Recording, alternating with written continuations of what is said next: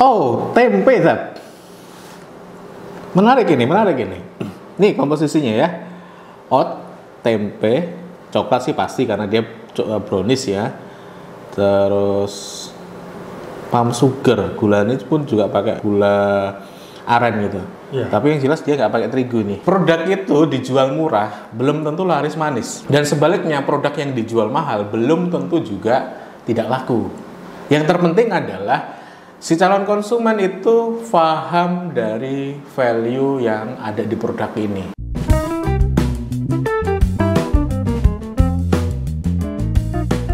Selamat pagi sobat, ini video beda konsepnya. Kita bikin program untuk kurasi produk. Jadi di sini kita akan mencerca enggak ya? Kita akan menilai produknya teman-teman pelaku UMKM, apakah dia baik, bagus atau enggak dan sebagainya. Nanti kita juga bisa kasih masukan ketika memang produknya tidak atau belum bagus. Nah, saya nggak sendiri, saya ditemenin oleh Mas Uun. Mas Uun ini salah satu tim saya di program Desapreneur Blangkon dan juga di beberapa proyek yang lainnya. Piye kabarnya, Dap? Alhamdulillah sweet banget gue rata kali ini. Lah musim hutan. Dan alasan ya. Padahal bikin aplikasi gak dikerja kayak gitu.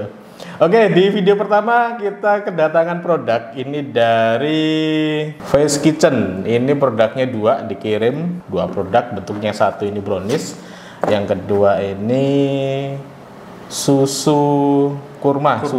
Susu dengan aneka ragam ya. Ini ada original, ada coklat.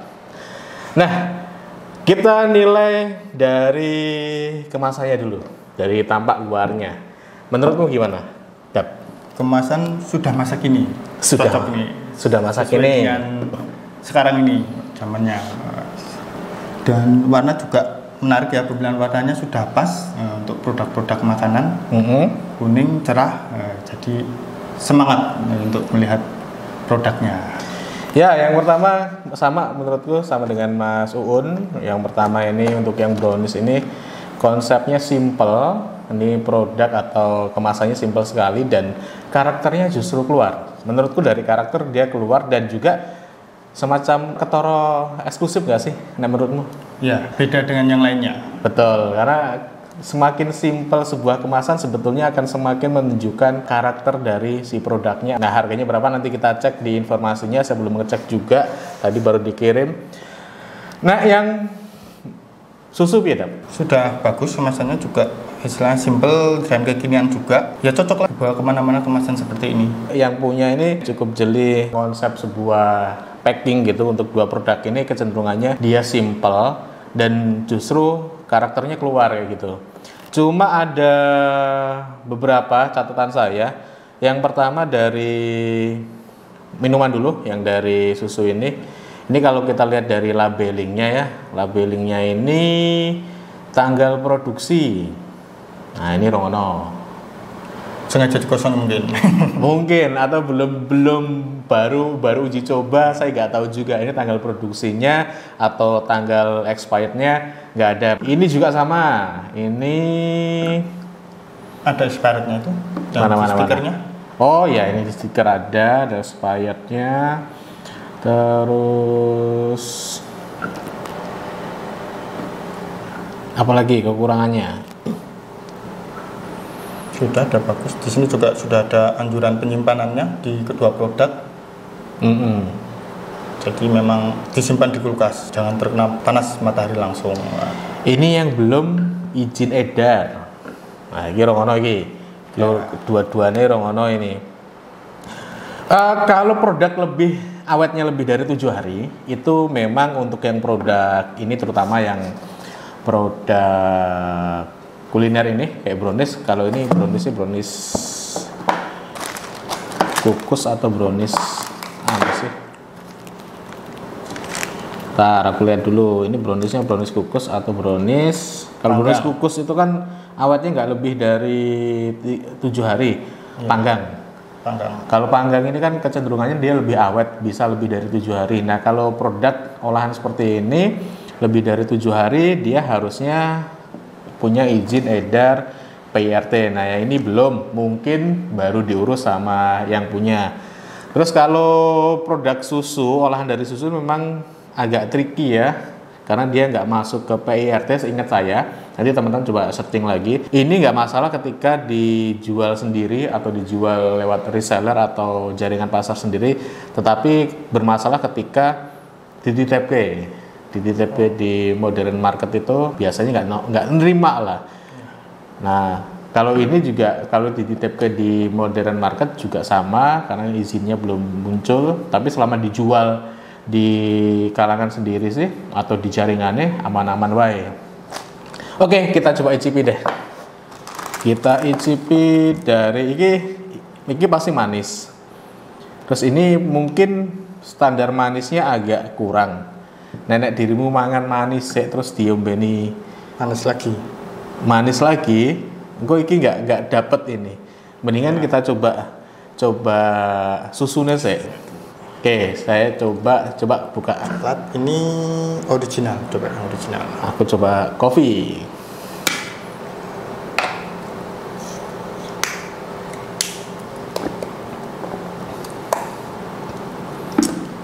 Yo, rasa kopi susu, leng kental susunya nek iki. Jadi kopinya itu hanya sebatas apa ya? Hanya sebatas perisa aja, nggak kuat-kuat amat. Hanya ya karena memang ini produknya adalah susu kurma ya, susu kurma terus dia dikasih rasa, jadi ya taste-nya kopinya nggak kuat-kuat amat, tetapi susu kurmanya cukup kental. Kalau yang original dominan susunya. Dominan susunya ya, karena memang ini ya susu kurma dominan susunya ya. Ya rasanya susu sekali. Kurmanya tidak ada. Kurmanya tipis. Tipis mergo jadi kayak karamel jatuhnya. Ya. Kayak hazelnut. Nah, kayak hazelnut. Betul. Tipis sekali ini kurmanya. Nah, ini kopi yang dapat. Coba. Kalau coklat juga kelihatannya ya dominan coklat karena warnanya wis ketorok banget gitu ya, dark coklatnya. Kental banget, kerasa coklat asli, coklat bubuk. Jadi malah kayak minuman, bener-bener kayak minuman coklat, bukan susu rasa coklat gitu. Iya menurutmu? Ya. Jadi kayak bener-bener kayak kita minum sedang minum coklat pure bubuk itu loh kalau kita beli bubukan. Kita coba untuk yang brownies. Dan ini gluten free ya, tadi saya lihat kemasannya. Oh iya, kalau brownies gluten free artinya tidak menggunakan terigu. Dia nggak pakai terigu. Oh, tempe Zat. Menarik ini. Nih komposisinya ya. Oat, tempe, coklat sih pasti karena dia brownies ya. Terus palm sugar, gulanya pun juga pakai gula aren gitu. Yeah. Tapi yang jelas dia nggak pakai terigu nih. Oke, coba kita icipin.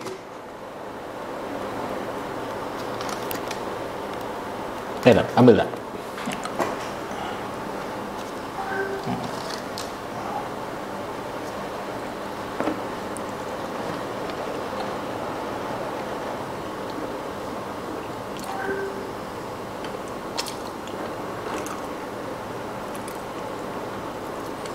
Kerasa browniesnya tipis banget ya. Yakin? Nah, tanpa terigu. Karena tanpa terigu. Tapi kalau yang biasa makan terigu, rasanya jadi aneh. Ya. Betul soalnya. Karena teksturnya apa ya? Kalau kita makan apa ya? Padat banget. Beda kayak nek terigu itu kan teksturnya lembutnya dan mudah apa ya? Lumar di mulut. Kalau ini lebih padat teksturnya di mulut rasanya. Dan manisnya tuh pas kalau menurutku karena dia memang gluten free ya dan gulanya yang dipakai pun gula aren.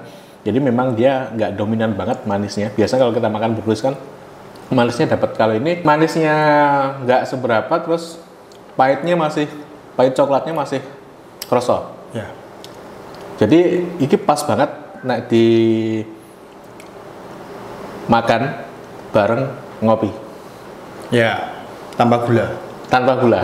Pas banget ini. Kok dari bahan oat dan tempenya? Aku sih nggak ngerti oat itu. Mungkin oat itu yang ku pahami untuk bikin gawe gawe sarapan uang luar negeri loh. Ya, ada produknya. Dan kayak kan rasanya memang oat itu sepo banget. Ya, Tawar. Nah, cuma kalau tempe, nah ini tempe ini nang ndi, Tap? Ra ketemu aku. Kalau yang tekstur di dalamnya tuh kedelainya atau nganunya? Kan ada tekstur di dalam itu. Saya itu kedelai atau kacangnya?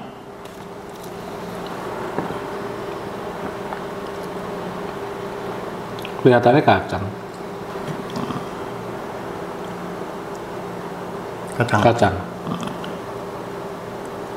Tapi kok iso tempe di orang pertanian ya? Pernah gawe gini iki? Belum. Kalau yang pernah dicoba itu justru untuk tempe untuk produk yang lain. Digawe apa? Kayak semacam nugget atau pengganti dagingnya burger itu. Ya, nah itu memang sudah biasa ya. Tapi ini tidak brownies ini baru pertama ini. Cuma aku sendiri nggak bisa ngerasain aspek tempenya di mana. Hanya saja memang dari semua tes itu ya ini beda karo brownies biasanya, apalagi kalau dibandingin dengan si terigu jauh banget. Tapi jika dibandingkan dengan brownies non terigu yang lain, misalnya si cassava, tetap beda. Ya. Menurutku lebih soft yang ini tesnya, lebih lembut yang ini dibandingkan cassava. Ya. Mungkin karena kompon coklatnya juga dominan, jadi lebih anu. Betul. Apa ya? Di mulut tadi seperti rasanya ya kayak ngomong coklat. Nah, coklat pahit gitu. Ya. Mungkin itu juga yang bikin tempenya hilang karena dominan di kompon coklatnya itu. I see. Tapi overall menarik karena satu konsep dari produknya ini dia tidak mengangkat terigu, gluten free ya, non gula, dan juga bahannya ini menarik, ada oat, ada tempe, dan gulanya pun diganti dengan palm sugar. Jadi artinya produk ini sebenarnya segmennya untuk segmen semacam diet ya. Bisa. Kenyangnya tuh cepet. Iya. Jadi makan sedikit aja kayaknya sudah langsung. Betul. Nah ini jelas makan sedikit aja udah kerasa kenyang karena memang aspek dari coklatnya itu tadi. Nah kita ngomongin harga nih, worth it nggak nih dengan produk ini? Aku cek harga nih. Untuk susu nih, menurutmu di rank berapa nih? Susu kurma. Ini mungkin bisa di harga 15. Ya. Ini kalau dari price listnya si Fast Kitchen ini yang susu kurma ori itu 18.000. Kalau yang low fat, kebetulan nggak ada low fat, itu di angka 20.000. Kalau yang almond itu di angka 28 ribuan. Yang kopi sama yang yang coklat nggak ada di sini. Tapi ranknya antara 18 sampai sekitar 30-an ribu. Menurutmu worth it nggak? Masih karena mungkin komposisinya juga susunya kan susu murni juga dan juga ada campuran kurmanya juga. Jadi ya beda lah dengan produk yang di pasaran. Jadi ya masuk harga segitu. Ya karena memang nilai lebihnya ya, value-nya ada di situ. Value-nya ada di satu susu murni, yang kedua ada di kurmanya. Tapi kalau hanya jual susu murni saya pikir agak tinggi ya. Kalau memang nggak ada kurmanya, jadi misalnya susu terus dikasih rasa yang lain, saya pikir bisa agak tinggi. Tetapi karena dia ada value yang lain ditambah kurma, saya pikir masih masuk lah. Nah yang brownies, menurutmu di harga berapa itu? Brownies sekitar 30-an, 30.000. 30.000? Iya. Mau tahu harganya berapa? Berapa? Brownies gluten free, ini yang gluten free ya. Ya. Ini gluten free itu 80.000. Wah. Iya, Kalau bener dari bahan baku mungkin bisa sih masuk karena memang oat sendiri kan juga sebenarnya lebih mahal tuh hitungannya lebih mahal daripada terigu dan juga tempe juga. Nah, itu juga bisa jadi lebih mahal juga daripada terigu. Iya, kalau aku sendiri ya memang ini dari sisi harga cenderung mahal, tetapi mahal ini kan dia punya sesuatu yang ditawarkan. Karena dia satu ngangkat gluten free, yang kedua ini ngangkat dari sisi bahannya, segmen pasarnya pun tidak mungkin ini nyasar akan segmen pasar yang biasa-biasa saja, yang misalnya orang untuk beli oleh-oleh yang dengan harga 30-40 ribu itu sudah bisa dapat satu box, itu nggak mungkin nyasar ke sana. Pasti untuk menyasarnya pun juga middle up. Saya pikir di harga segitu worth it aja, karena yang dia jual dari produk ini saya pikir value-nya ya, value bahwasanya ini produk non gula, terus juga bahan-bahannya pun menarik gitu. Saya baru lihat brownies dengan ada bahannya tempe sama oat kayak gitu. Kalau oat sih mungkin masih mungkin untuk dibikin yang macam-macam. Bisa. Tapi kalau masukin tempe ini yang jadi menarik gitu. Rupanya tempe bisa loh dijadikan salah satu bahan untuk bikin brownies ini. Nah, bagi teman-teman yang punya produk-produk dengan konsep high end, dengan konsep yang menengah ke atas, istilahnya harganya mahal gitu ya, itu memang tidak, ya aku bilang ora gampang sebetulnya gitu loh, karena market kita hari ini dominan itu lebih market yang pengennya harga murah, menengah bawah lah, tetapi memang ada segmen itu. Kalau yang sudah nyasar ke segmen menengah ke atas, ya mau tidak mau ada banyak hal yang harus dikerjakan gitu. Apa wae gitu yang perlu dikerjakan? Yang pertama tentu saja edukasi ininya ya, edukasi ke market. Karena kenapa sih harus pakai tempe kayak gitu? Kenapa sih harus pakai oat? Kenapa sih harus gluten free? Berikan alasan kenapa si calon konsumen ini harus membeli si produk ini.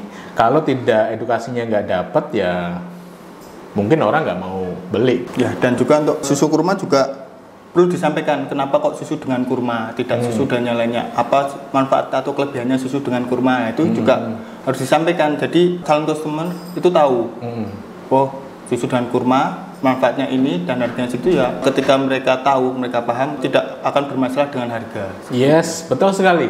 Ketika mereka paham, produk itu dijual murah, belum tentu laris manis. Dan sebaliknya, produk yang dijual mahal belum tentu juga tidak laku. Yang terpenting adalah si calon konsumen itu paham dari value yang ada di produk ini. Ketika dia paham value yang ada di produk ini, dan yang kedua, segmennya pas. Jadi kita ketika memasarkan memang tahu, oh kira-kira ini ke segmen yang seperti apa, itu akan kecenderungannya akan lebih mau membeli.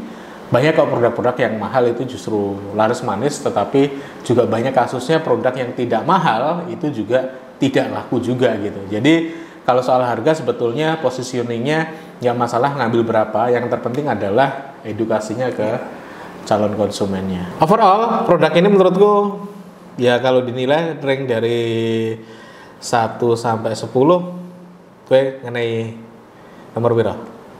Saya di angka 7. Dia nggak 7.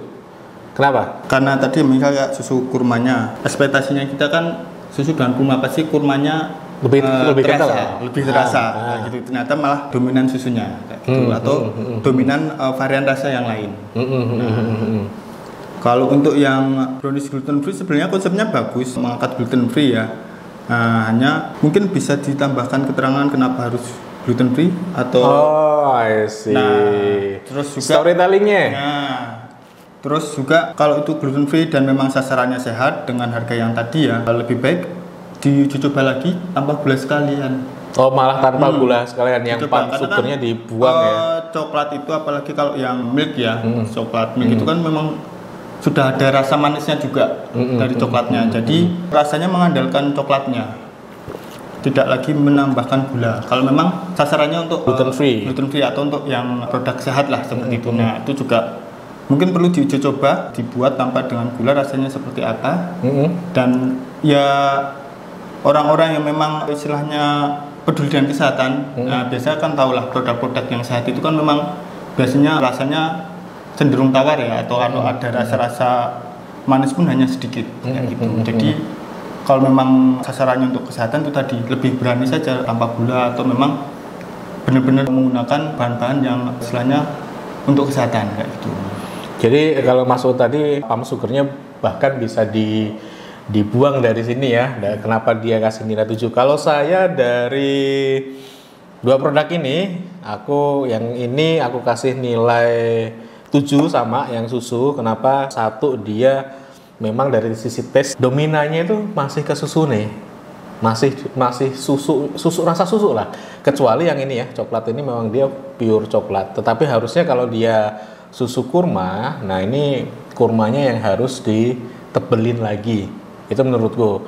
Terus yang kedua, ya izin sih, mau gak mau yang punya ini harus harus segera ngurus izinnya. Terus kalau ini aku sendiri ngasih nilai di angka 8. Kenapa? Satu, konsepnya ya. Dari sisi konsep produk, dari sisi konsep brandingnya, kemasannya, aku pikir ini produk akan jadi kuat. Dari sisi positioningnya si produk, dia pengennya kan gluten free dan dikemas juga eksklusif. Nah ini dengan simpelnya si packing ini saya pikir cukup bagus. Nah makanya saya kasih nilai 8. Hanya saja tadi ada yang kurang. Ada yang kurang selain izin, iya tadi sudah saya sampaikan di awal. Selain izin adalah storytellingnya. Storytelling itu kalau dikasih di packing ini jadinya agak rame di dalam. Nah, saran kami kalau mau ditambahin storytelling, bikinlah satu lembar kertas atau kalau enggak ditulis di sini. Jadi ya memang akan ada tinta sih di dalam ketika nulis. Ya, atau memang dari cetakannya sudah seperti itu kan? Oh iya, nanti bisa dilaminasi juga sih ya. Sebetulnya di area yang ada tulisannya itu. Jadi tinta ini maksudku tidak ngenai si produk si makanan gitu. Nah, itu aja kurangnya storytellingnya. Kenapa dia ngangkat yang namanya gluten free yang pertama, terus yang kedua kenapa dia ngangkat yang namanya tempe. Ini menarik nih, tempe kan produk kita gitu, meskipun bahannya ya dari luar gitu, tapi kan itu asli produk kita. Kenapa dia yang diangkat tempenya gitu? Itu bisa diuraikan, bisa dikasih cerita di sini, atau mungkin ada satu lembar kertas sebagai ucapan terima kasih. Nah, ceritanya dikasih di situ. Jadi eksklusifnya itu dapat juga dari sisi itu. Itu kalau menurutku. Ada lagi Mas Un yang mau dikomen dari produk ini? Saya jadi ingat kalau biasanya kita beli susu di kedai-kedai susu itu kan ada menu juga susu kurma. Itu justru masih ada kayak ampas bekas kurma itu. Nah, ini kayak disaring. Jadi tidak ada, justru kalau misalnya Adam lah lebih meyakinkan bahasanya ini memang menggunakan kurma kayak gitu. Iya, gitu. Kayaknya nggak ada tuh. Nah, kalau kita beli di kedai-kedai susu itu kan ada bekas ada yang tipis banget gitu iya. loh. Jadi ini bekas apa? Yang masuk ke saring, yang masuk ke sisa. Jadi betul juga. Menurutku justru ada warna bagian yang masih nggak lembut banget, itu malah justru jadi ciri khasnya gitu. Dan ya dominannya harus ke kurmanya sih. Ini kurmanya nggak dapat, ini lebih ke kayak kita minum krim. Kalau yang cafe ini, kalau saya sendiri ya kopinya tipis. Ya karena memang dia hanya perisa aja sih, karena susu dominannya ke arah susu kurma, tapi dia lebih dominan ke susunya, bukan ke kurmanya. Sedangkan kopinya tipis. Kalau ini hilang. Kalau ini kita seperti coklat. Kita minum coklat bubuk. Jadi kurmanya hilang, susunya hilang. Itu tadi teman-teman kupas tuntas kita di edisi mau tak jenengi. Iki dadaan tadi dikirim produk, terus kita coba bikin videonya gitu. Insya Allah akan kami rutinkan nanti. Bagi teman-teman yang produknya pengen kita cerca juga, ya nggak kita cerca ya, kita nilai, kita kritisi layak enggak dan berapa skornya, apa aja yang kurang. Nah silahkan bisa dikirimkan ke kami. Ini for free ya, kita nggak ada biaya sama sekali. Baik teman-teman, itu saja yang bisa kita ulas dari produk brownies gluten free dan susu kurma. Ini dari Face Kitchen. Bagi teman-teman yang belum klik tombol subscribe, silahkan klik dulu tombol subscribe, nyalakan juga tombol loncengnya agar teman-teman mendapatkan update video dari channel ini. Saya Muhammad Safi dan Mas Uun undur diri dulu. Bye-bye.